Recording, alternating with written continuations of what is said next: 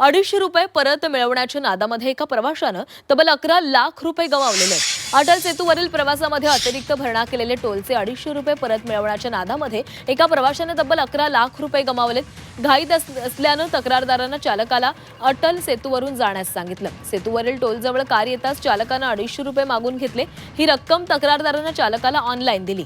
कार्यालयात येताच त्यानं ओला ॲपवर प्रवासाचं तपशील पाहिलं तेव्हा 970 रुपयांमध्ये सेतूवरील टोलची रक्कम समाविष्ट असल्याचं त्याच्या लक्षामध्ये आलं. त्यानंतर गुगलवरून नंबर मिळवत तक्रारदारानं संपूर्ण हकीकत सांगितली. त्यानंतर तक्रारदारानं सर्व तपशील त्या लिंकवर देताच मोबाईल हँग झाला. थोड्या वेळात मोबाईल आपोआप रिस्टार्ट झाला. तेव्हा परस्पर 11 लाख रुपये भलत्याच खात्यावर वळते झाल्याचा मेसेज प्राप्त झाला.